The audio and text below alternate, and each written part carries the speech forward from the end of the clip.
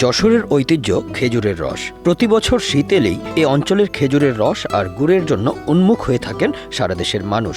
অতিথি আপ্যায়ন থেকে শুরু করে উপঢৌকনের রসদ হিসেবেও রয়েছে এর বিশেষ কদর। কিন্তু শঙ্কার কথা হলো, যশোরে প্রতি বছরই কমছে খেজুর গাছ এবং গাছের সংখ্যা। ঐতিহ্য ধরে রাখতে রস ও গুড়ের গুণগত মান নিশ্চিত করতে এবার যশোরে শুরু হয়েছে খেজুর গাছের বাণিজ্যিক চাষ। এই উদ্যোগ নিয়ে কাজ করছেন যশোরের ফতেপুর গ্রামের উদ্যোক্তা মামুন কাইসার। আধুনিক পদ্ধতিতে বাণিজ্যিকভাবে শুরু করেছেন খেজুর গাছের চাষ। ৬ বছর আগে নিজের ১০ বিঘা জমিতে রোপণ করেন ২৭ চারা, যা থেকে ইতিমধ্যেই রস সংগ্রহ শুরু করেছেন তিনি। যশোরের যশ খেজুরের রস, খেজুর গাছটাই বাংলাদেশের সবচেয়ে ভালো হয় যশোরে। এখানকার রস মিষ্টি, ব্রিক্স হাই থাকে। তো আমি এটা এক্সপোর্ট করতে চাই, সেই জন্য আমি সিরাপ বানানোর জন্য বিদেশ থেকে ফিল্টার নিয়ে আসছি। সিরাপ আমি প্রাথমিকভাবে বানিয়েছি এবং এটা এক্সপোর্ট করতে চাই। আশা করছি নেক্সট ইয়ারে আমরা এক্সপোর্ট প্রসেসে যেতে পারবো। কিছু পরীক্ষা নিরীক্ষা হচ্ছে, যেমন আমরা আশা করি এটা ডায়াবেটিক রোগীরা খেতে পারবে। আমরা একটা জমি থেকে ৩-৪ রকমের চাষ করতে চাই, যেটা আমাদের এই খেজুর গাছের জন্য একটা অন্তরায়। এবং গাছের সংকট কমে গিয়েছে, এটাও একটা কারণ যে গাছ অনেক দূরে দূরে।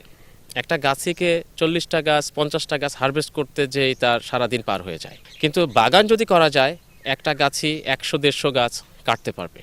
তখন গাছের যেই পারিশ্রমিক সেও একটু বেশি পাবে। বাংলাদেশের পরিপ্রেক্ষিতে কোনো গাছের অবস্থাই ভালো না, প্রত্যেকটা গাছেই নিদারুণ জীবনযাপন করছে, কিন্তু তারাই বাঁচিয়ে রেখেছে শিল্পটাকে। সরকারের উচিত গাছিদের আরও একটু ট্রেন আপ করা এবং তাদের জন্য সাহায্য সহযোগিতা বৃদ্ধি করা। চাহিদা বাড়ার সাথে সাথে আপনার সরবরাহ বাড়াতে গেলে অবশ্যই আপনাকে এটা আধুনিকভাবে চাষ করতে হবে। চাষ যখন করতে পারবেন তখন এটার আপনি সরবরাহ বাড়াতে পারবেন।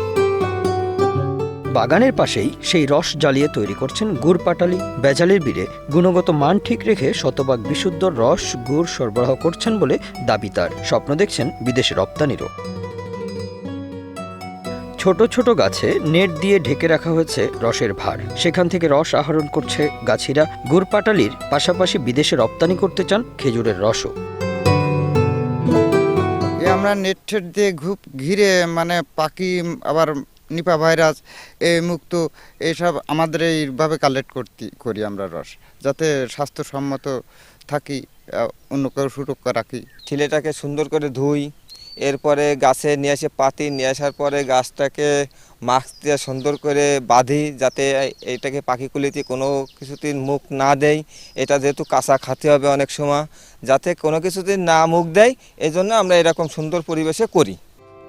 যশোরের খেজুরের রস এবং গুড়কে কেন্দ্র করে ইতিমধ্যেই গড়ে উঠেছে হাজারো অনলাইন প্ল্যাটফর্ম। তবে মূল চ্যালেঞ্জ হচ্ছে বিশুদ্ধতা ও উৎপাদন বৃদ্ধি। গুড়টা নিয়ে অনেকেই মার্কেটিং করতেছে, বিভিন্ন প্রসেসে বিভিন্ন ব্যবসায়ী মহলও সহযোগিতা করেছে, বিভিন্ন স্পন্সররাও বাইরেও এটি এক্সপোর্ট হচ্ছে।